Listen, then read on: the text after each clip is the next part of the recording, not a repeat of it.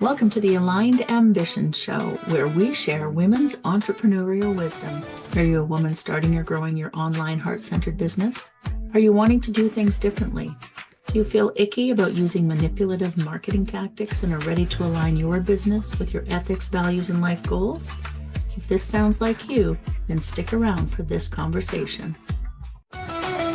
We're the dreamers, the believers, breaking through the mold, building up our visions with a purpose brave and bold. All right, welcome to the Aligned Ambition Show. I'm your host, Larissa Russell of Heart Centered Academy. And today I have with me Susan Day. Susan is an art therapist, practitioner, and author who facilitates creative art sessions in groups and online as an author, and has authored several books about mindful art therapy, which right up my alley. She has also created an art therapy app, which I'm really excited to hear about, which is available on Apple and Google.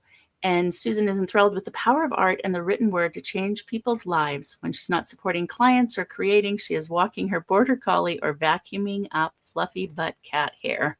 I understand that one. I do. So welcome, Susan. Thank you for having me. It's lovely to meet you. I'm excited to have you, and I know it's really early in the morning for you, 6:30 a.m. I think you said.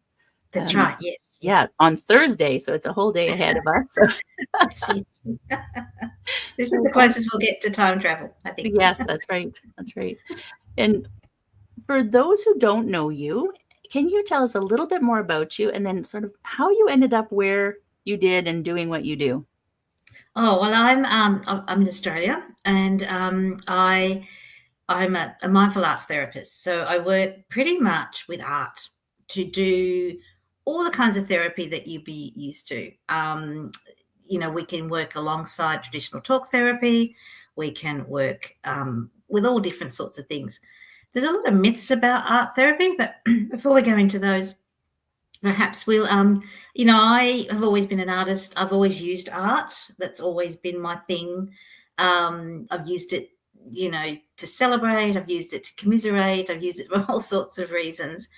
And I was editing a lady's thesis, and I'm got an English teaching background, and it had failed because the English was poor, but it was about art therapy.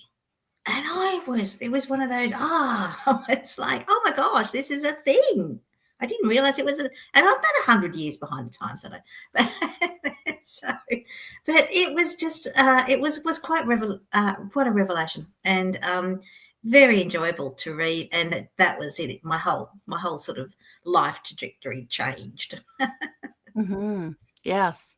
Well, and amazing to go from teaching into therapy. Right. So yes, but to be able to bring the art into it. And I know we do a lot of art therapy type practices in our membership because, as women in business, creativity is a big part of moving through things. Right. And so I think it's really exciting.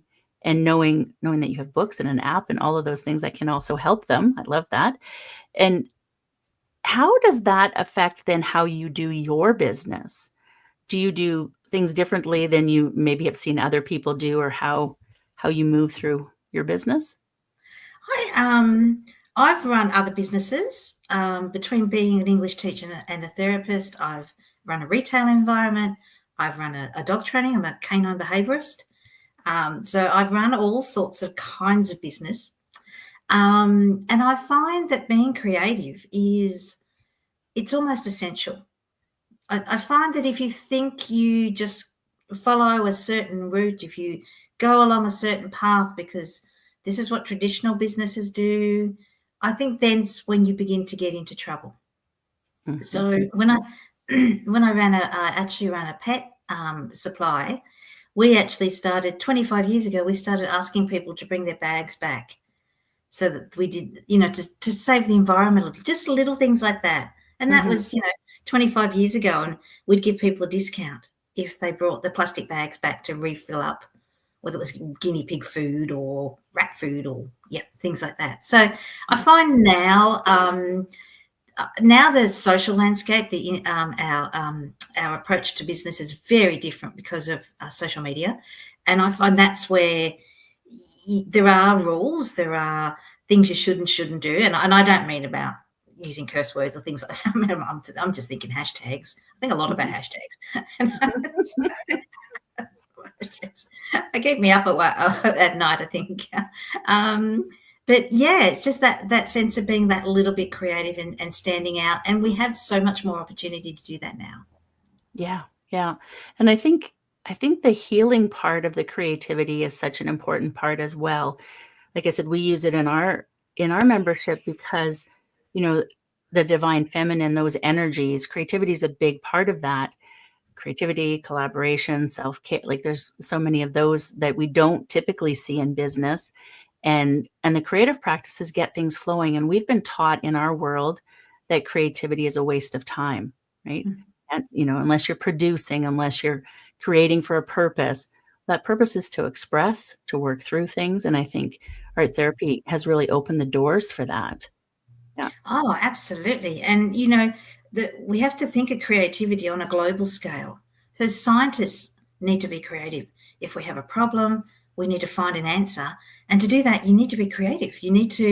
And sometimes you need more than one solution or Mhm. one way of doing something, whether it's in your business or your life. I've just moved house.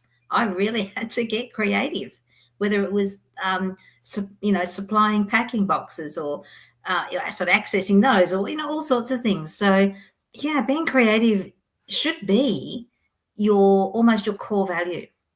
And with Yeah. art therapy, we're not producing something you're going to hang on the wall. We're producing something that lets you work through your emotions.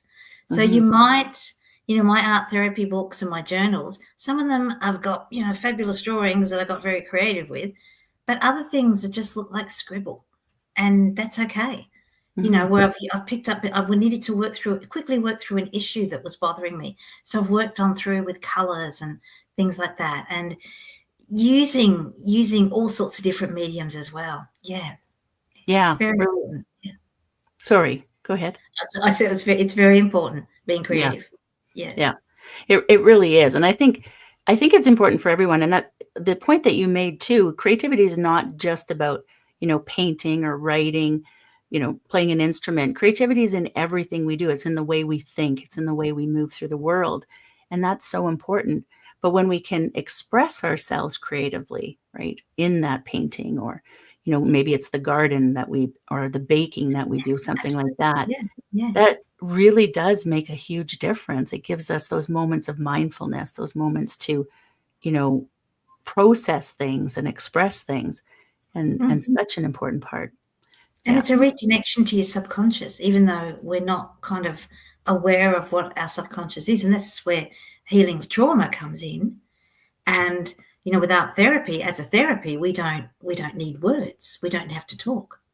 Yeah. I can ask a client to sit down, packet of markers and just a bit of paper and say to them what you think about, sit with what you're feeling and just make some marks on that piece of paper with whatever colour you choose. Mhm. And there's a lot revealed in that, and they will talk themselves through it as well, which is interesting. Mhm. Um, but yeah, it's just so essentially so powerful to work with your creativity and use it, empower yourselves. It's transformative. It really is. Yeah, I absolutely agree. Absolutely agree. And so can you tell us a little bit about your books? Because 'Cause I'm intrigued and I wanna ask about the app as well, but let's start with the books because you have more than one book out there, don't you? I do. There's 9. There's Wow, yes. um, I sort of, not many people knew about art therapy at all, and I thought to myself, perhaps people I know during the last few years, and it's the same all over the world, is that psychologists are getting too busy. Some of them have shut their doors. They're also sometimes for some people, they're very expensive. And I thought if I could produce a book or 9, that's the case may be. I didn't start out with that, but I was just started out with one that helped people, that just showed them. They're very practical books. You can pretty much just open them at a page and most of them and go ahead and working with them. And so they're pretty much this, if you want to work on, say, healing, if you want to, or perhaps bring some more peace into your life, or joy, even joy, just finding joy. And it's just a step-by-step process. And for me, it was just for $20 odd, it's much more accessible, much more easy. And people might think, I don't want to sign up to an art therapist. I don't have the time, I don't have the money. So they can even have a little bit of a dabble, or use them alongside their normal counselling or their traditional talk therapy. Mm-hmm. Yeah, I love that. I love that. And then you created an app. I So tell created us an first app. about the app, and then I have some questions about how that happened. But tell us first about the app. The app's available free to download, doesn't have any adverts in it. As you mentioned earlier, on Google, Android, or Apple. And it very similarly set out to the books insofar as there are categories. There's one on grief, developing compassion, perhaps. And then you go through and you choose what particular activity appeals to you. And everything from, obviously painting and drawing, because that's what, it's what we traditionally associate with art, but sculpting, working in nature. And there's a very heavy, if you like, and a very involved mindfulness component to everything that I do too. Yeah. Mm-hmm. And And for our business ladies, they're like, how did you end up creating an app? Like, how did that come about? It's a bit like my third child. It was about as difficult as giving birth to the other two.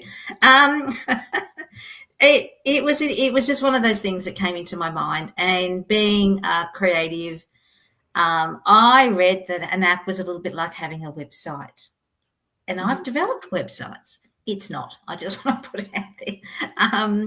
It was a real labour of love, and it was a lot of fun. I designed it. I did all the artwork. I did the layout, or what they call a framework, which is, page one. People do this, and I had done some of this kind of work with my university degree, which is in contemporary art and modern art. We had to design an app for children. So I had a little bit of an idea, and I actually, in the end, I went, I do not know what I'm doing here. So I paid some professionals to do it. They were just so patient with me. It's called the Art Therapy app. I just went with the obvious. I couldn't find anything like it. As much as my research helped me, there was nothing I could find. So if you're in your Google store and you want to have a look, if you Google the Art Therapy app and Mindful Arts Therapy, my logo is a coloured bird, and that's the logo of the app. There's it's relatively free to use. There's obviously a paid version. We're trying to recoup some of the costs of developing the app, but it's something you can have in your pocket. It's something you can whip out. You don't need to, the books are heavy and things like that. Something you can you can sit on public transport and have a look at, and then when you get home, get out there and play. Get out there and play with those crayons, or tear up bits of paper and make it. I love the ease of that. I've been looking at creating an app as well, and that was going to be my question. Did you pay someone or use one of these new platforms where you can build it yourself, and you paid someone? So I did in the end, and that was because I believe, and I might be wrong, is that when you pay for the app to be developed, you're constantly paying, if that makes any sense, because which I am too, because your app has to be hosted. Right. Mine's on the Amazon cloud, and then there's all sorts of fees involved with Apple and Google. But I was quite interested in their approach to security and privacy, even though that is top of my mind as well, and how many hurdles I had to literally jump over. And Apple, you submit they're quite a different process, but for Apple, for example, you submit the app, and and they go, nope, we don't like this, we want this, and then every day it came back and had to be changed and slightly altered in some way, which is interesting. And that's a really good thing to know, right? Because we often think, we create something and we just put it out there, but sometimes there is, and I know, I think it's Apple that makes things a little bit trickier because they do things differently, right? And so was there a few Yeah. more hoops with them? No, it was just different. Google, you had to have a team of people looking at the app. Oh, And so I had to, I have a weekly website and sorry, newsletter. I have a website. I have a weekly newsletter, and I just this week we're talking about glimmers, for example. This idea of seeing tiny little things that bring you joy.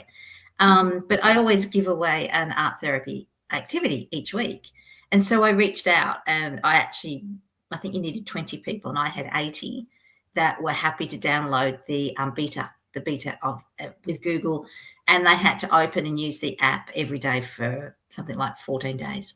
Okay, that's a good thing Yeah, to know too. Yeah. it's Oh, really great. interesting. Yeah, so Yeah. it was a huge learning curve Yeah. for me. But you did it and you have it I out did there it. now. Yeah, and it's lovely. I love it. Oh, well, I'll definitely have to check it out. Is there is there upkeep to it, like, other than paying someone to, the platform and things like that, but do you have to do things to upkeep it, or is it Yeah, yeah. consistently? Yeah. So just because because I made my app available for every country in the world. Mm, Sometimes, like in Australia, we have quite strict laws now about children accessing things online. So, and they've moved that age down to, I think it's 13 or 14 years of age. So there's like already had a privacy policy on my website. Well, Apple made me change that. Like I had to really mm, go into a lot of depth, and there's a cookie policy, and there's all sorts of stuff. And I also, depending on how often it gets used and download, depends on how much I pay for the cloud storage system, which is okay, yeah, actually run through Amazon. right. So yeah, Okay. who published my book. So yeah. Yeah, that's interesting. Yeah, because I've been looking at some of these platforms where you build it yourself and you do all of you can also hire them, but you can build it yourself, and so I'm gonna see what it's like, and, Play but yeah, around, see. knowing that there's some other pieces that to jump through as well, so that's good to know. That's good Yeah. to know, and I love that. And do you work by yourself, you're a solo entrepreneur, or do you have an assistant? Do you have people that work with you? At the moment, I'm working by myself. Mhm. I'm actually working on a membership too. So this is predominantly for healthcare professionals, perhaps counsellors, grief counsellors, or therapy, couples therapy. And I'm developing a membership where they will be able to access hundreds of art therapy activities. And I mean hundreds. Like my baseline is 400 at the moment. Um, Wow. and so so I'm pretty much going to team up with someone to give me a hand with that. Just Mhm, basically, that's just formatting mhm, from a creative sense, and making. No, it's not just a sheet of paper that you download and you hand to your clients. I wanted to make that sheet of paper look beautiful. I wanted to. I wanted the language to really appeal to that heart-centered sort of industries that we share. And so there's another aspect of trying to be creative yeah. and just sharing that with people. Yeah. And I talk to a lot of women who feel, they're by themselves in their business, they're doing all the things themselves, and it gets overwhelming. Do you have you've done a lot. You've got books, you've got an app, you've got your practice, the website, all the things. How do you deal with that? How do you deal with the overwhelm, or do you get overwhelmed? Um, I'm a planner, and I tend to have one of the silliest pieces of advice I picked up, but probably the best, is how do you eat an elephant? That's Mm, one bite at a time. So I know today I have to go, I have to do these things, and that's all I have to do today. I'm big on my self care and getting exercise. So I love Tai Chi. I have a border collie that he needs to be walked, and sometimes it can just be, particularly when you're in the sort of, you're really sort of heavy and deep into all this sort of information and designing things, and whether it's formatting books or apps or art therapy activities online, sometimes you just need to go, nope, I need to walk the dog now. And mhm, and giving yourself a break. And I think the most important thing is to show up. And you're going to make mistakes. I've made mistakes. But the important thing is that you just keep going. And it's better to show up than not show up at all, because we all have such a unique light to share. We all have something to contribute to everybody. And if you don't show up, the world's going to be missing that. Mine's Yeah, art therapy and, you know, apps and books and things, but everybody is a little bit different. Yeah. And it would be such a shame if we all didn't show up in our own way. I love that. I love that. And, you know, just that's a really good point that you just made is that you don't have to do all the things. You don't have to do the app. You don't have to do the book. You don't, you know, but show up, right? Show Show up up. and share your light. I think Yeah. that's really important that we don't have to do all the things, but it's really important for our voice to be heard. And Yeah. be perfect in your imperfections as well. And be funny, you know. So yeah. Yeah. Yes, I love that too. And I want to thank you so much for being here. Is there any final thoughts? We have a free gift, but before we get to that, any final thoughts that you'd like to share with our audience? Oh no, I just encourage them to be as creative as they can. Take back the crayons. You know, don't let art be something you used to do when you were at school. I can't tell you how many times I've heard that. Yes, I so Anyone agree. can do anyone can do art therapy, and it will do you the world of good. You'll love it. Yes, I love that. I love that. Well, thank you. And you have the Soulful Spark, stories and inspiration and healing art, weekly newsletter that take you on a journey through life with inspirational stories, a free art therapy activity, tips about mindfulness, and more. And I'm going to put the link in the chat right now before I forget. And then we'll add it below as well. And so that should pop up there for people. And I'll add it. I'll also add it into our show notes below. And I want to, again, thank you so much for sharing today. Oh, my pleasure. It was Mhm. lovely to be on. Meet everybody. Thank you. All right. Thank you. And for our listeners, we will see you next time on the Aligned Ambition Show. Are you a woman interested in aligning your heart-centered business with your ethics, values, and life goals? Join our Aligned Business Building Mastermind for accountability, like-minded women who become your business colleagues to share your journey with, resources and trainings, and so much more. Join us for 1 month free using the link below. Thank you, and we'll see you next time on the Aligned Ambition Show.